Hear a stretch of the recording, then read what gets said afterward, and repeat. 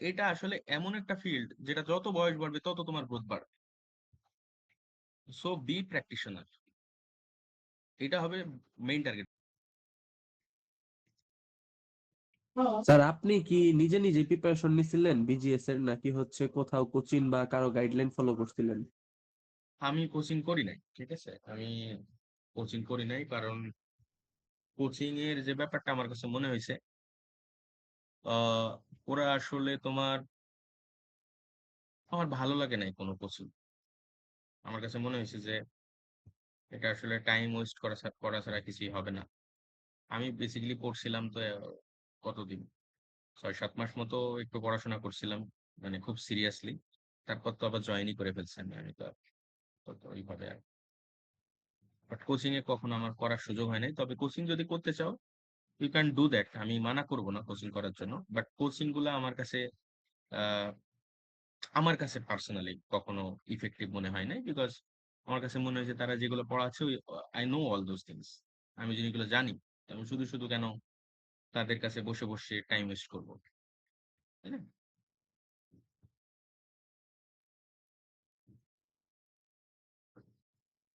বুঝছো? এখন জি স্যার, জেনারেলের কিছু বুঝতে কোচিং পারছি। আছে, দেখবে এখন বিজেএস জেনারেল নামে একটা কোচিং সেন্টার আছে, ঠিক আছে? বিজেএস জেনারেল নামে একটা কোচিং আছে। তো ওরা আবার জেনারেল টেনারেল পড়ায়, ওখানে করতে পারো যদি মনে হয় জুডিশিয়ারি দিবা সিরিয়াসলি, তাহলে ওটা।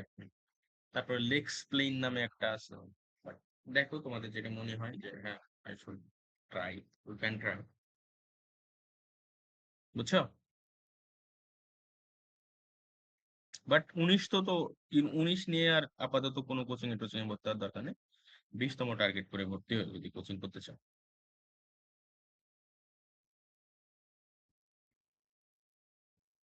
বুঝা গেল?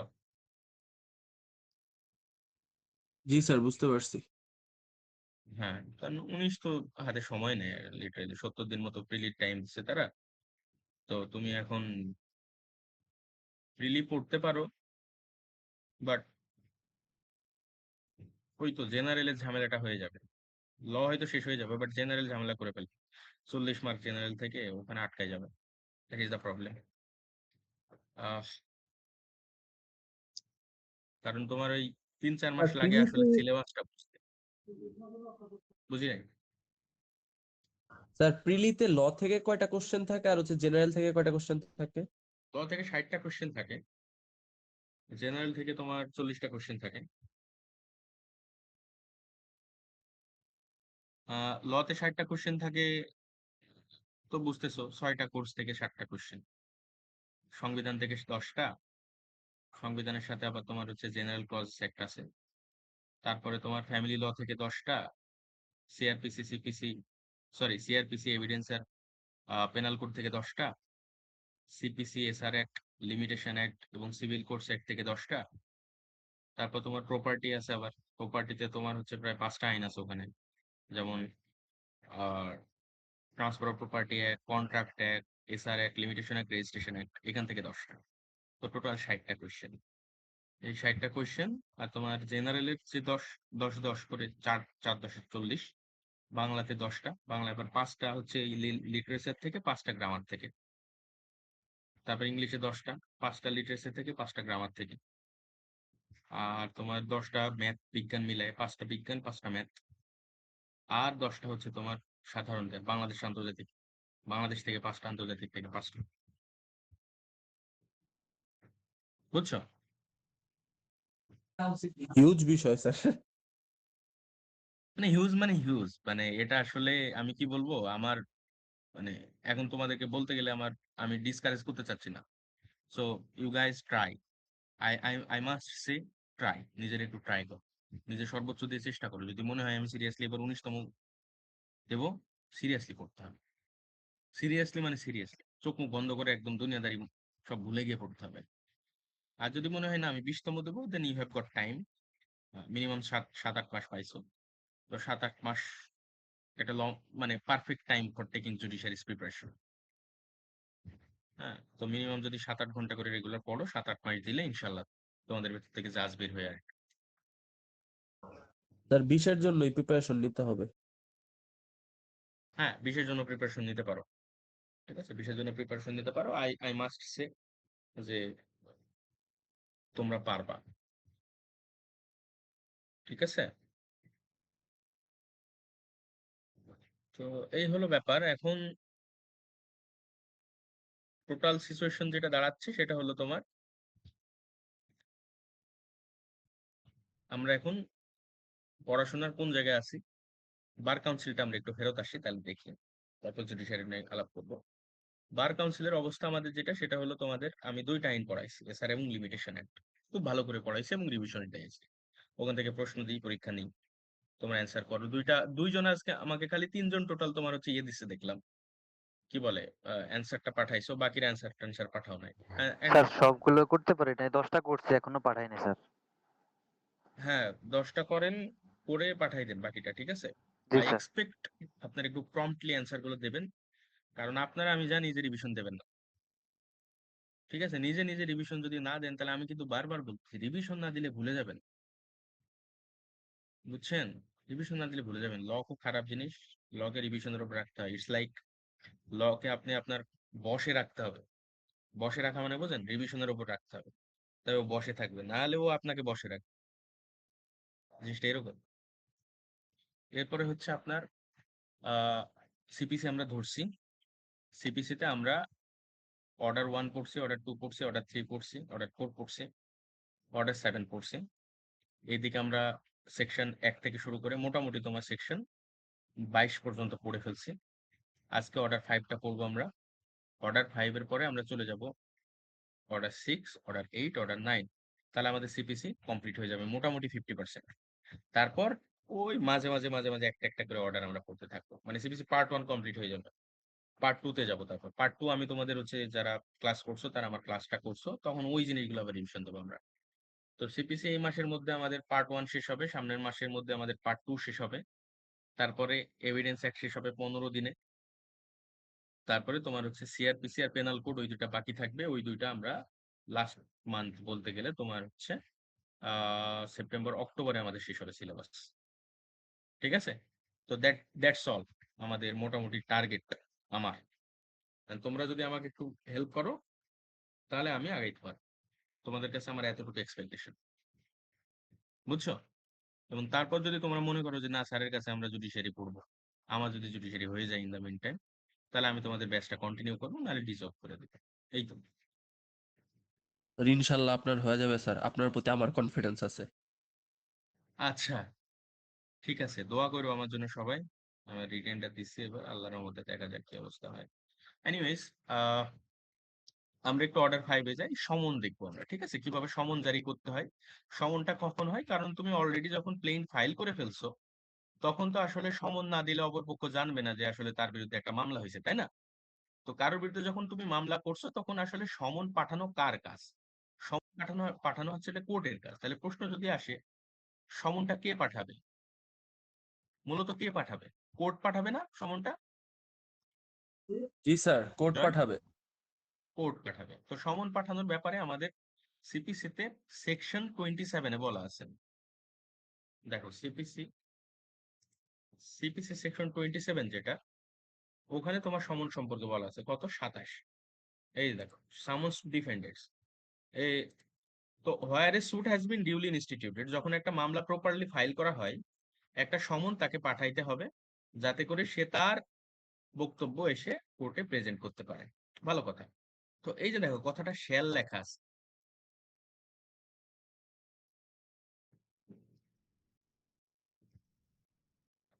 আচ্ছা, এই এই যে এই অংশটা মেবি আছে না,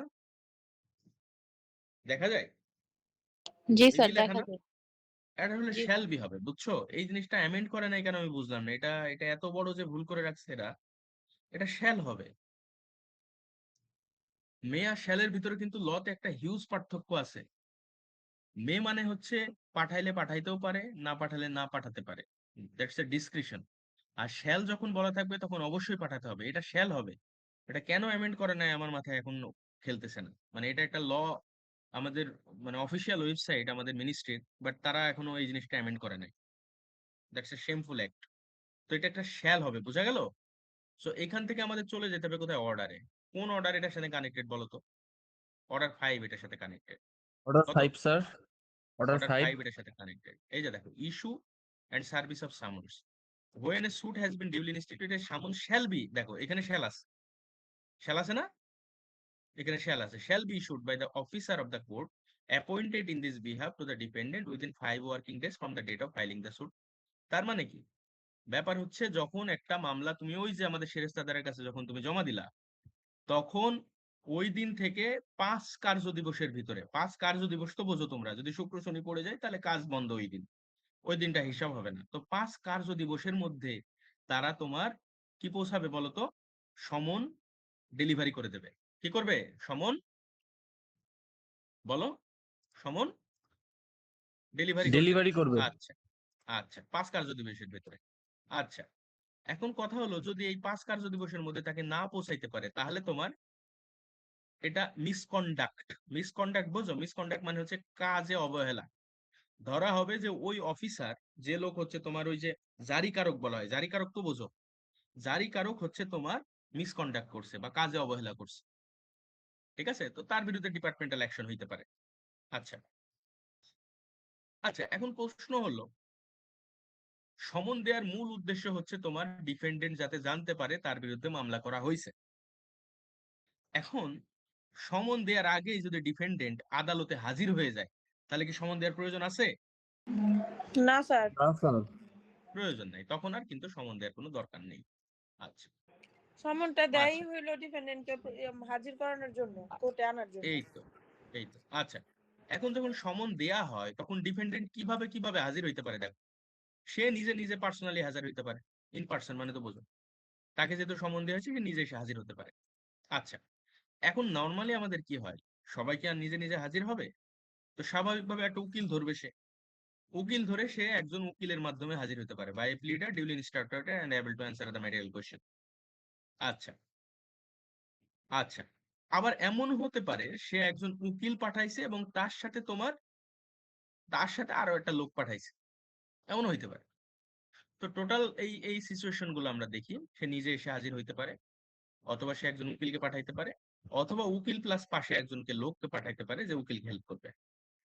আচ্ছা, এতটুকু তো জানলা নাকি? এগুলো তো কমন সেন্সের ব্যাপার। আচ্ছা, আচ্ছা, দেখো সমনের সাথে কি দিতে হবে? সমনের সাথে এই যে accompanied by a copy of the plaint or if so permitted by a concise statement। আচ্ছা, এই জিনিসটা একটু বোঝো। ব্যাপারটা হচ্ছে, যখন সমনটা পাঠানো হবে তখন সমনের সাথে একটা প্লেন্টের একটা কপি দেয়া হয়। প্লেন্টের কপিটা কেন দেয়া হয়? কারণ তুমি প্লেন্টের ভিতরে কি লিখছো সেটা যদি অপর পার্টি না জানতে পারে, তাহলে সে তো রিটেন স্টেটমেন্ট তৈরি করতে পারবে না, তার তো জবাবটা তৈরি করতে পারবে না। তোমার ক্লেম কি কি এই জিনিসটা যদি সে না জানে, তাহলে সে কি জবাব দিতে পারবে? পারবে না। তো এই জন্য তোমার প্লেন্ট একটা কপি হিসেবে, মানে একটা প্লেন্টের একটা ফটোকপি তোমার সমনের সাথে পাঠাইতে হয়। এখন প্রশ্ন হলো, মনে করো প্লেন্ট হচ্ছে অনেক বড়, অনেক বড় প্লেন্ট, হিউজ প্লেন্ট। এখন হিউজ প্লেন্ট যখন হয় তখন যেটা করতে হয় সেটা হলো, পুরো প্লেনটা ফটোকপি করা হয় না, এটার একটা কনসাইজ স্টেটমেন্ট নেওয়া হয়। কনসাইজ স্টেটমেন্ট মানে সংক্ষিপ্ত একটা বক্তব্য থাকে। প্রতিটা প্লেন্টের ভিতরে তো একটা ক্লেম থাকে, তোমার থাকে না, যে তুমি এই দাবিগুলো করতেছো, সব কথা তো আর জরুরি নাই। তো যে সব কথাগুলো জরুরি সেই কথাগুলো একটা কনসাইসলি একটা স্টেটমেন্ট আকারে তোমার প্লেন্টের পরিবর্তে সমনের সাথে পাঠানো হয়। তো এতদূর পর্যন্ত ডাউট আছে কোনো? না স্যার। এতটুকু তাহলে ক্লিয়ার। পরীক্ষায় যদি প্রশ্ন হয় যে তোমার সমনের পরিবর্তে একটা, সরি, প্লেন্টের পরিবর্তে সমনের সাথে কি পাঠানো যায়? Concise statement. ঠিক আছে? আচ্ছা, মানে স্যার সারমর্ম। তারপরে সারমর্ম, সমনের সারমর্ম, এই কি বলে, প্লেন্টের সারমর্ম। আচ্ছা, তো এতটুকু পর্যন্ত জানলেই হবে, এর বাইরে আমাদের জানার দরকার নেই। এবার আমরা জানবো সমনগুলা কিভাবে সার্ভ করা হয়। ঠিক আছে? বা কিভাবে সার্ভ করা হয় 9 নম্বর রুল থেকে আমরা একটু দেখি। 9 থেকে পুরোপুরি 30 পর্যন্ত মোটামুটি তোমার সার্ভিস অফ সামন্স নিয়ে আলোচনা করা আছে। এর মধ্যে কিছু স্যার সেকশন, কিছু রুল। ক্লাসে যখন পড়ছিলাম একটা বিষয় স্যার অনেক হাসি পাইছিল, এই সমন জারি করার বিষয়। কি যে হাসি পাইছিল বলো তো? ড্রাম বাজায়া মানে জানান দেওয়া যে তার বিরুদ্ধে হচ্ছে মামলা করা হয়েছে, ড্রাম বাজানোর যে একটা বিষয়। ওই যে হ্যাঁ, স্যার ঢেরা পেটানোর মাধ্যমে যেটা জানায়। হ্যাঁ, প্রোক্লেমেশন বলা হয় এটাকে। হ্যাঁ প্রোক্লেমেশন বা তোমার হচ্ছে ঢেড়া পিটিয়ে দেওয়া। এটা তো দেখবা যে তোমরা ইউটিউবে বা তোমার হচ্ছে ফেসবুকে ঘোরাঘুরি করে যেসব জমি টমি ব্যাপারে মামলা টামলা হয়, যখন ওইসব লোককে পাওয়া যায় না, বুঝছো, সে মনে করো নিরুদ্দেশ হয়ে আছে, তখন ঢেড়া পিটাই দেয়, বুঝছো। আচ্ছা, দেখবো আমরা একটু পরে পাবা। আচ্ছা, এখন প্রথমত যে জিনিসটা আমাদের দেখতে হবে সেটা হলো সমন কিভাবে দেয়া যায়। সমন যেভাবে দিতে হয় সেটার প্রসেস হচ্ছে এই যে delivery or transmission of summons for service. আচ্ছা, বলতেছে হয় the defendant resides within the jurisdiction of the court. আচ্ছা, তোমরা কি দেখতেছো না আমাকে একটু বললো তো, দেখতেছো? স্যার দেখতেছি। আচ্ছা, বলতেছে যখন ডিফেন্ডেন্ট মানে যার বিরুদ্ধে মামলা করবা সে কোর্টের জুরিসডিকশনের ভেতরেই আছে। জুরিসডিকশনের ভেতরে থাকা মানে কি বোঝো? মনে করো ঢাকা কোর্টের কোর্টের এরিয়ার মামলা হয়েছে, আশেপাশে। সে ঢাকার এরিয়ার ভেতরে আছে, অথবা সে নাই, তার একজন এজেন্ট আছে, এর মধ্যে এজেন্টও থাকতে পারে, তার কোনো পার্টনার, ব্যবসায়িক পার্টনার থাকতে পারে within the jurisdiction who is empowered to accept the service of the someone's. The someone's shall be delivered or sent either to the proper officer to be served by him or one of his subordinate or through courier service enlisted in the district judge. তো ব্যাপার যেটা সেটা হলো তোমার, যখন কোনো ব্যক্তি কোর্টের জুরিসডিকশনের ভিতরে বাস করতেছে অথবা তার কোনো এজেন্ট আছে সমন নেওয়ার জন্য, তাহলে তখন তোমার ওই যে কোর্টের অফিসারকে বলতে পারে আপনি নিজে গিয়ে দিয়ে আসবেন, অথবা আপনি তার কাছে কুরিয়ার সার্ভিসের মাধ্যমে পাঠিয়ে দিতে দেবেন, অথবা কুরিয়ার সার্ভিস আবার লিস্ট করা থাকে, আমাদের ডিস্ট্রিক্ট জাজের অফিসে একটা লিস্ট থাকে যে এই কুরিয়ার সার্ভিস গুলো, যেমন যেমন সুন্দরবন কুরিয়ার সার্ভিস, অমুক সার্ভিস, তমুক সার্ভিস, এইসব সার্ভিস গুলো তার কাছে একটা লিস্ট থাকে। তো এই যে কোনো একটা সার্ভিসের মাধ্যমে তার কাছে পাঠানো যাইতে পারে। তো দেখো, তো সামন পাঠানোর যে 9 নম্বর রুল, সেই রুলের প্রথম যে ধারা সেটাতে বলতেছে যে যদি ওই লোক আমাদের ইয়ের ভেতরে বাস করে, মানে জুরিডিকশনের ভিতরে বাস করে, তাহলে কোর্টের কাছে যদি মনে হয় তাহলে তোমার ওই প্রপার অফিসারকে বলবে আপনি সার্ভ করে দেবেন, অথবা আপনি কুরিয়ার সার্ভিসের থ্রু দিয়ে তার কাছে কি করবেন, সার্ভ করে দেবেন। বোঝা গেল? হ্যালো, এই উত্তর দাও, কথা বলো না কেন? স্যার একটু গুলায় গেছে, আরেকবার যদি একটু বলতেন। এটা তো সোজা। মনে করো কোনো ব্যক্তি কোনো কোনো ব্যক্তির নামে মামলা হয়েছে, মানে জয়ের বিরুদ্ধে মামলা আছে। এখন জয় বাস করে তো কোর্টের পাশে, তাই না? ও তো কোর্টের কাছে ঢাকা কোর্টে মামলা হয়েছে। এখন ঢাকা কোর্ট থেকে তো সমনটা বের হইতে হবে, সমন তো আর উড়ে উড়ে তার কাছে যাবে না। সমন পাঠানোর প্রসেস এখানে বলতেছে, প্রথম যে প্রসেস সেটা হলো আমাদের যে কোর্ট অফিসার মানে কি, ওই জারিকারক, ওই জারিকারককে বলতে পারে আপনি নিজে গিয়ে সমনটা দিয়ে আসবেন, অথবা আপনি কি করবেন, আপনি হচ্ছে এখানে যে এনলিস্টেড আমাদের যে লিস্ট করা আছে ইয়েদের, কি বলে, কুরিয়ার সার্ভিসের যে লিস্টটা আছে, ওই যে কোনো একটা কুরিয়ার সার্ভিসে দিয়ে আসবেন যাতে করে সমনটা তার কাছে পাঠায় দেয়। বুঝছো? জি স্যার, বুঝতে পারছি। সহজ জিনিস। আচ্ছা, এখন ওই যে লোক, আচ্ছা এরপরে দেখো,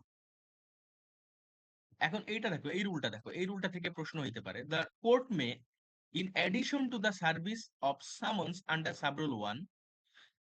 ইন অ্যাডিশন মানে কি, সাবরুল 1-এ দুইটা প্রসেসের কথা বললো। বললো যে আমাদের কোর্ট অফিসার বা জারিকারক নিজে গিয়ে জমা দিয়ে আসতে পারে, নিজে গিয়ে তার কাছে দিয়ে আসতে পারে, অথবা সে তোমার কুরিয়ার সার্ভিসের মাধ্যমে তার কাছে পাঠাইতে পারে। আচ্ছা, এর বাইরেও আর কোন পদ্ধতিতে পাঠানো যায় দেখো তো। কোর্ট মনে করলে, এই যে মে মানে কি, কোর্ট পাঠাইতে হবে এমন না, কোর্ট মনে করলে যেটা করতে পারে সেটা হচ্ছে on the application of the plaintiff for the issue of summons for the appearance of the defendant.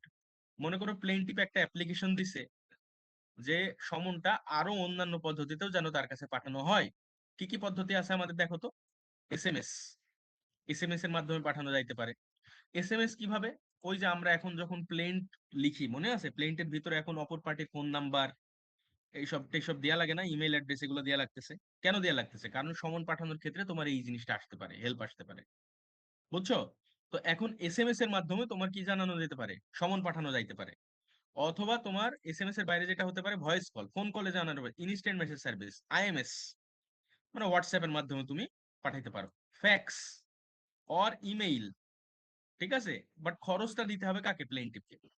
তো এখন দেখো, এতটুকু পর্যন্ত কোর্টের কাজ। এই 1 নম্বর যে রুলটা, 1 নম্বর রুলটা আসলে বেসিক্যালি কোর্ট এই প্রসেসে জারি করে নর্মালি, মানে তার জারিকারক আছে, সরকারের বেতনভুক্ত, তাকে পাঠাইতে পারে, অথবা তোমার সরকারের বেতনভুক্ত যে তোমার হচ্ছে আহ কি বলে কুরিয়ার সার্ভিস, তাদের থ্রুতে পাঠাইতে পারে। এটা কোর্টের কাজ। বাট কোর্টের দায়িত্বের বাইরেও যদি আমাদের প্লেনটিফ মনে করে, বা আমাদের যে বাদী সে যদি মনে করে যে না, আরো পদ্ধতিতে আমি পাঠাইতে চাই তার কাছে সমন, যাতে করে সে সমনটা ঠিকঠাক পায়, সে নিজে খরচ দেবে, এবং খরচ দিয়ে তোমার এসএমএস এর মাধ্যমে, ভয়েস কলের মাধ্যমে, অথবা আইএমএস, অথবা ফ্যাক্স, অথবা ইমেইলের মাধ্যমেও তোমার কি করতে পারে? ডিপেন্ডেন্টকে সমন পাঠানোর ব্যবস্থা করাইতে পারে। বুঝছো? স্যার আমাদের বইয়ে শুধু ফ্যাক্সটাই দেওয়া আছে, বাকিগুলো দেওয়া নাই। তার মানে এটা নতুন করে অ্যাড হয়েছে, তাই না স্যার? এটা নতুন অ্যাড হয়েছে, এই জন্য বললাম না এখান থেকে প্রশ্ন হইতে পারে। আগে ফ্যাক্স, ফ্যাক্স তো আর এখন চলে না। তোমার বাসায় কি ফ্যাক্স আছে? না স্যার। তো তাইলে ফ্যাক্স বলে লাভ আছে? ফ্যাক্স ট্যাক্স সব বাদ দিয়ে শুধুমাত্র হোয়াটসঅ্যাপ লিখে দিলেই পারে।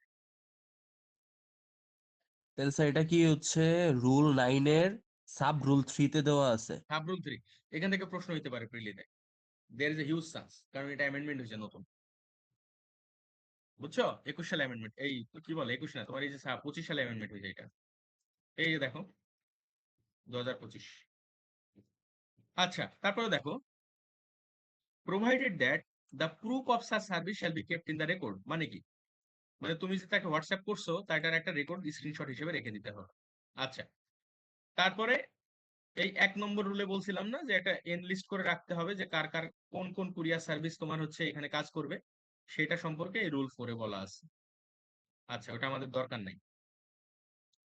তা আপাতত এতদূর বুঝছো? রুল 9 প্রথম কথা, জারিকারক অথবা তোমার কুরিয়ার সার্ভিসের মাধ্যমে পাঠানো যাইতে পারে। এর বাইরে যদি প্লেনটিপের মনে হয় যে না, সে স্যার এটা এক্সট্রা তো খরচ করতে ডাকের চায়। মাধ্যমেও পাঠায়। ডাক মানেই তো কুরিয়ার, বুঝো নাই? ডাকের মাধ্যমে বলতে কি বোঝাচ্ছ জি তুমি? স্যার, বুঝতে কুরিয়ার তো তোমার বাড়ি গিয়ে, এই এই যে যে এই যে ডাক এখানে কি কি বলতে, আছে? ডাক বলতে বোঝাচ্ছিল স্যার পোস্ট অফিস। এখানে তো পোস্ট অফিস বলা নেই, কিন্তু পোস্ট অফিস বলা নাই। কিন্তু বুঝছো? স্যার কোর্টে এখানে থেকে তো নরমালি যে সমনগুলা পাঠায় এগুলো তো পোস্ট অফিসের মাধ্যমে, ডাকের মাধ্যমেই পাঠায় ম্যাক্সিমাম সমন। হ্যাঁ, ডাকের মাধ্যমে আসে, কারণ হচ্ছে ওই যে সরকারের এনলিস্টেড যে কুরিয়ার সার্ভিস গুলা, ওইগুলা বেসিক্যালি ডাকের থ্রু দিয়ে কাজ করে। ও আচ্ছা, বুঝতে পারছি। বুঝছো? ওরা বেসিক্যালি ডাকের থ্রু দিয়ে কাজ করে। জি স্যার। এটা অনেক প্রাচীন পদ্ধতি আমাদের দেশে। এনিওয়েজ, তারপরে দেখো, এরপরে যেটা সেটা হচ্ছে তোমার শর্ট মেসেজ সার্ভিস। এগুলো তো এখন নতুন পদ্ধতি, এগুলো দিয়ে করা যেতে পারে। এবার 9 summons given to the plaintiff for service. দেখো, এবার প্লেনটিফ মনে করতেছে না আমি নিজে গিয়ে সমন দিয়ে আসবো, সে চাইলে তাও করতে পারে। দ্য কোর্ট মে মানে কি? কোর্ট, কোর্ট এখানে ডিসক্রিপশন, কোর্ট দেবে এমন না। In addition to the service under rule 9, মানে রুল 9 যত পদ্ধতি আছে, কতগুলো পদ্ধতি আছে দেখলা তো? রুল, সাব রুল 1 কিছু 2টা পদ্ধতি, তার সাথে সাব রুল 3 অনেকগুলো পদ্ধতি। এর বাইরেও the court may in addition two service under এত, on the application of the plaintiff for the issue of summons for the appearance of the defendant, permit such plaintiff to effect service of the summons on such defendant. আচ্ছা, তখন প্লেনটিফ বলল যে আমি personally গিয়ে তাকে সমন দিয়ে আসবো, চাইলে এটাও করতে পারে সে। 9 বলা আছে এটা। বুঝছো? মানে 9 নম্বর রুলে যতগুলো পদ্ধতি আছে, এর বাইরেও প্লেনটিফ যদি মনে করে আমি নিজে গিয়ে তাকে সমন দিয়ে আসবো, সেটাও সে করতে পারে এই রুলের আন্ডারে। আচ্ছা, বুঝছো? স্যার এই ক্ষেত্রে কি কোর্টের থেকে পারমিশন নিতে হবে? হ্যাঁ, এই যে কোর্ট যদি মনে করে দেবে, নাহলে দেবে না। কোর্ট মে লেখা আছে না, court may in addition to the service এত on the application of the plaintiff. তার মানে কি? প্লেনটিফ একটা অ্যাপ্লিকেশন দেবে, অ্যাপ্লিকেশন দিলে কোর্ট যদি মনে করে যে না ঠিক আছে, পারমিট করলাম, পারমিট করলে তখন পারবে, তার আগে তো আর পারবে না সে। মে শব্দটা যখনই থাকবে তখন। জি স্যার, বুঝতে পারছি। ঠিক আছে, বুঝলাম। মে শব্দটা থাকা মানেই আদালতের বিশেষ বিবেচনা। এই যে দেখছো, এআই এত advance, I don't know why. AI already এই পাশ থেকে শুনছে, শুনে নিজে নিজে অ্যান্সার করা শুরু করছে মেয়ে দিয়ে।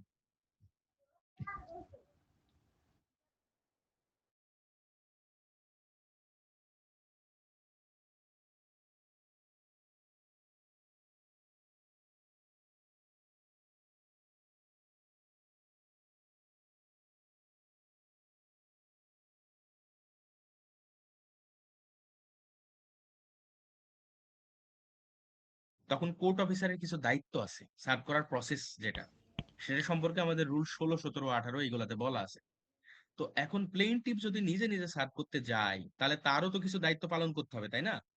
সে তখন তোমার বেসিক্যালি একজন কোর্ট অফিসার যে যে দায়িত্বগুলো পালন করে সেগুলো পালন করতে হবে তাকে। এই কথা এখানে বলা আছে, ঠিক আছে? ওইটা কততে বলা স্যার? বুঝি নাই তোমার কথা। কততে বলা আছে স্যার, ওইটা কোন রুলে? ওটা পরে দেখতে পাবে, একটু পরে। তাহলে প্রথমত দেখো, প্রথমত তোমার হচ্ছে রুল 9 এর অর্ডার, সাব রুল 1 এবং 2 তে দুইটা পদ্ধতির কথা বলা আছে। এর বাইরেও তোমার হচ্ছে প্লেনটিফ যদি মনে করে ফ্যাক্স ট্যাক্স ইমেল টিমেলের মাধ্যমে পাঠাইতে পারে, হোয়াটসঅ্যাপের মাধ্যমে। এর বাইরে 9 এতে যেটা বলতেছে যে প্লেনটিফ পার্সোনালি গিয়ে তাকে সার্ভ করে আসতে পারে। পার্সোনালি যদি তাকে সার্ভ করে সে, তাহলে আমাদের প্লেনটিফ তো নিজে সেখানে যাচ্ছে, এবং যেহেতু সে যাচ্ছে, তাহলে সে একজন কোর্ট অফিসারের যেসব দায়িত্বগুলা, মানে একজন জারিকারক যে দায়িত্বগুলো পালন করে, সব দায়িত্ব তাকে পালন করতে হবে। এবং কি কি দায়িত্ব সেগুলো আমরা একটু পরে দেখি। আচ্ছা, এখন দেখো মোড অফ সার্ভিস। এই যে জারিকারক দায়িত্বগুলো দেখো কিভাবে সার্ভ করতে হবে। সমন তাকে ডেলিভারি অথবা টেন্ডারের মাধ্যমে, দেখো service of summon shall be made by delivering or tendering a copy there signed by the judge or such officer as he appoints in the payment and sealed with the seal of the court. মানে সমন কিভাবে জারি করতে হয়? সমন দুইভাবে জারি করা যায়, ডেলিভারির মাধ্যমে হতে পারে অথবা টেন্ডারের মাধ্যমে হতে পারে। আচ্ছা, এখন এই জিনিসটা একটু বোঝো, ডেলিভারি অর টেন্ডার। প্রথম কথা বলতেছে ডেলিভারি করতে পারো অথবা তুমি টেন্ডার করতে পারো। টেন্ডার কি জিনিস বলো তো, জানো তোমরা? না স্যার। আচ্ছা, ডেলিভারি তো বুঝতেছি, ডেলিভারি মানে কি? ওই যে একটা প্রসেস তো আমরা দেখছি অলরেডি, যে তোমার থ্রু ইমেইলে ডেলিভারি করতে পারো, তুমি হোয়াটসঅ্যাপে ডেলিভারি করতে পারো, তুমি হচ্ছে কি বলে কুরিয়ার সার্ভিসের মাধ্যমে ডেলিভারি করতে পারো। এটা একটা পদ্ধতি। আর টেন্ডার কোনটা? টেন্ডার হচ্ছে তোমার যখন পার্সোনালি তুমি সার্ভ করতে যাবা, তখন তোমার কাজ হবে তাকে গিয়ে বলা যে আপনার নামে সমন আসছে, আপনি এখানে সাইন করে দেন। এটাকে বলে টেন্ডার করা। টেন্ডার মানে প্রেজেন্ট করা। তাহলে সমন সার্ভ করার পদ্ধতি দুইটা, একটা হচ্ছে ডেলিভারি করা, একটা টেন্ডার করা। ডেলিভারি অংশে কি কি আছে? সেটা হতে পারে তোমার হচ্ছে কুরিয়ার সার্ভিসের মাধ্যমে ডেলিভারি, হতে পারে হোয়াটসঅ্যাপ, হতে পারে ইনস্ট্যান্ট মেসেজ সার্ভিস, আইএমএস, ইমেইলের মাধ্যমে ডেলিভারি। এটা একটা পদ্ধতি। আর একটা পদ্ধতি হচ্ছে টেন্ডার করা। টেন্ডার কি? সেটা হচ্ছে তোমার কোর্ট অফিসার গিয়ে টেন্ডার করতে পারে অথবা আমাদের প্লেনটিফ নিজে গিয়ে পার্সোনালি টেন্ডার করতে পারে। বুঝছো? তার মানে স্যার হচ্ছে টেন্ডারটা হচ্ছে সরাসরি যে দেওয়া। হ্যাঁ, সরাসরি গিয়ে প্রেজেন্ট করাকে বলে টেন্ডার করা। আর সরাসরি প্রেজেন্ট কে কে করতে পারে? কোর্ট অফিসার পারে, আর কে পারে? প্লেনটিফ নিজেও পারে কিন্তু। প্লেনটিফ নিজে পারবে। ওকে। আর ডেলিভারি অনেকগুলো পদ্ধতিতে হয়। একটা হচ্ছে তুমি ওই যে কুরিয়ার সার্ভিসে দিতে পারো, ইমেইলে দিতে পারো, হোয়াটসঅ্যাপে দিতে পারো, আইএমএস এ দিতে পারো। বুঝছো? ওকে। তারপরে দেখো সার্ভিস অন সেভারাল ডিফেন্ডেন্টস। মনে করো একটা মামলাতে 10 জন ডিফেন্ডেন্ট আছে। এখন 10 জন ডিফেন্ডেন্ট থাকলে কি 10 জনের কাছে কি বলে হোয়াটসঅ্যাপ কি বলে সমন দিতে হবে নাকি দিতে হবে না? কি মনে হয়, কমন সেন্স কি বলে তোমাদের? ডক্টরের কাছেই তো দিতে হবে। দিতে হবে স্যার। সবার কাছে দেয়া লাগে। 100 জন ডিফেন্ডেন্ট থাকলে 100 জনের কাছে দেয়া লাগে। সবাই ঠিক তো আছে? আর একসাথে থাকে না, সবাইকে তো মামলার বিষয়ে অবগত করতে হবে। মানে তারা তো আর মেসে থাকে না, একটা মেসে মনে করো 10 জন বন্ধু একসাথে আছে, একটা ক্রাইম, একটা জমি দখল করছে কারণ, তাহলে তো আর সমস্যা নেই, এক জায়গায় দিলে। তারা তো থাকে বিভিন্ন জায়গায়, তো সবাইকে দেয়া লাগে। বুঝা গেল? আচ্ছা, আচ্ছা, এখন কথা হলো সমনটা কিভাবে দিতে হবে। আমি তো টেন্ডার করার কথা বললাম, টেন্ডারটা কি? টেন্ডার কাকে করবে? টেন্ডার করবে ডিফেন্ডেন্টকে ইন পার্সন, মানে যে লোকের বিরুদ্ধে মামলা হয়েছে, প্র্যাকটিক্যালি যদি পসিবল হয় তাকে গিয়ে দিতে হবে। যদি তাকে গিয়ে দেয়া পসিবল না হয়, তাহলে কাকে দিতে হবে বলতো?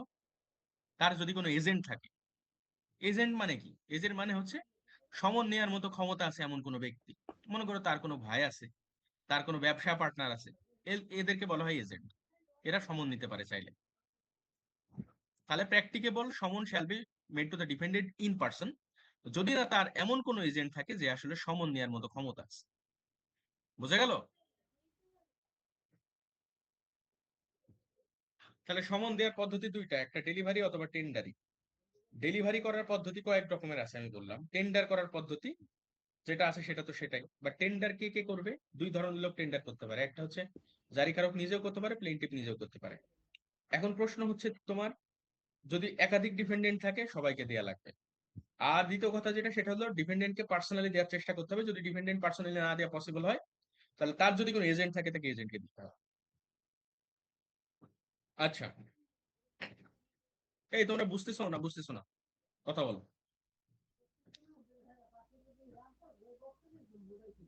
কথা বলো।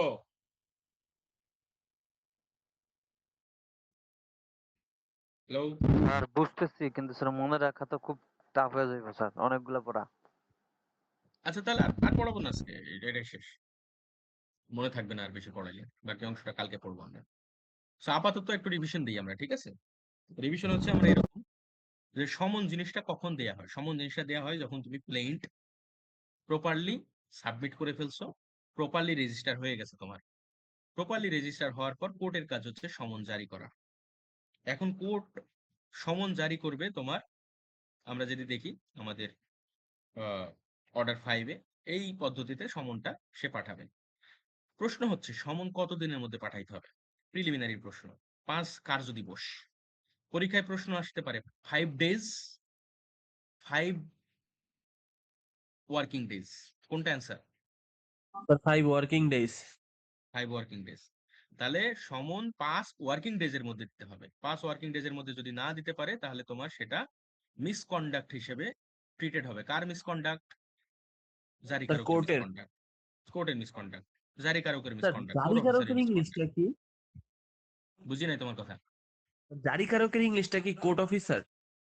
কোর্ট অফিসার, আচ্ছা স্যার। Court officer. আচ্ছা দেখো, কোর্ট অফিসার মানে আসলে শুধুমাত্র যে জারিকারক বোঝায় এমন না। তোমার সেরেস্তাদারও তো কোর্ট অফিসার, বাট সমনের জি কাজ যে স্যার, করে সে জারিকারক। বুঝছো? বুঝতে পারছি স্যার। আচ্ছা, তো জারিকারকের কাজ হচ্ছে সমনটা পাঠানো। এখন প্রশ্ন হচ্ছে যে সমনটা আসলে আহ কিভাবে দেয়া যায়? সমন দুই ভাবে দেয়া যায়। একটা হচ্ছে তোমার জারিকারক পার্সোনালি তাকে দিতে পারে, অথবা তোমার জারিকারক ডেলিভারি করে দিতে পারে। ডেলিভারি কিসের মাধ্যমে? কুরিয়ারের মাধ্যমে করতে পারে সে। দুইটা পদ্ধতি তার কাছে। এখন প্রশ্ন হচ্ছে, প্লেনটিভ যদি মনে করে যে আমি আরো কিছু পদ্ধতিতে তোমার ডেলিভারি করতে চাই তার কাছে, সে চাইলে নিজের খরচে তোমার ইমেইল, হোয়াটসঅ্যাপ এইসবের মাধ্যমে কি পাঠাইতে পারে? সমন পাঠাইতে পারে। প্লেনটিভের মনে হচ্ছে আমি আরো কিছু পদ্ধতি অবলম্বন করব, সে মনে করতেছে আমি পার্সোনালি সার্ভ করব, সে গিয়ে পার্সোনালি সমন দিয়ে আসতে পারে। তো এগুলো তো সহজ জিনিস, এগুলো তো কঠিন জিনিস না। তারপরে হচ্ছে তোমার সমন কিভাবে দিবা? সমন দিবা personally, as far as practicable. Defendant যে, তাকে হাতে করে দিয়ে আসতে হবে, তার হাতে দিয়ে আসতে হবে। যদি সে না থাকে, তার কোনো এজেন্ট থাকলে তাকে দিতে হবে। আর যতগুলো ডিপেন্ডেন্ট আছে ততগুলো লোককে তোমার হচ্ছে সমন দিতে হবে। এই তো এতটুকু পড়লাম আমি। স্যার কত দিনের মধ্যে দিতে হবে এই বিষয়টা আরেকবার একটু বলেন। 5 ওয়ার্কিং ডেজ, 5 ওয়ার্কিং ডেজ।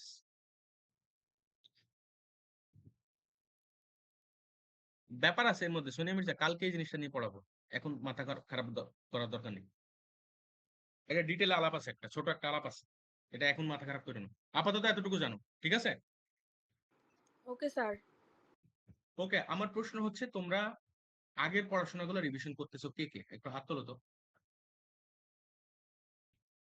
আচ্ছা, করতেছো না কে কে? একটু হাত তোলো, স্যার অনেস্টলি আনসার। স্যার মানে বেয়ার অ্যাক্ট গুলা বেশি একটা বোঝা যায় না স্যার, সেজন্য অসুবিধা হয়। তোমাকে তো বিআর দেখতে হবে না, তুমি তো আমার নোট আছে, ওই নোটগুলো দেখবা। স্যার স্যার অ্যাক্টের 2টা 3টা নোট পাওয়া যায় না স্যার, 1 থেকে 5 এটা নাই স্যার। তারপর স্যার 12 নাই, এগুলো স্যার এই পাইনি। জয়, দাঁড়াও দাঁড়াও, এই জয়, নোট কি নাই সব নোটগুলা? স্যার এসআর অ্যাক্টের সেকশন 5 পর্যন্ত নাই স্যার। তারপর হচ্ছে স্যার Section আবার 5 ডাইরেক্ট 18 থেকে শুরু হয়েছে স্যার আবার। আচ্ছা দাঁড়াও দাঁড়াও, তোমরা একটু বলবা না আমাকে? আমি তো ভাবছি নোটগুলো আছে, ইংলিশে নোট দিছিলাম না সেকশন 5 পর্যন্ত। স্যার আপনি হচ্ছে না স্যার। মনি আমিন বলো তো। স্যার আমার কাছে সবগুলো প্রিন্ট আউট করা আছে স্যার, আমি একটু যদি দেখে বলতে। আমাকে একটু তুমি, আজকে তোমার কাজ হবে কোন কোন নোটগুলা নাই, কোন অংশ থেকে কোন অংশের নোট নাই, আমি আজকে বানাই দেবো তোমাদের।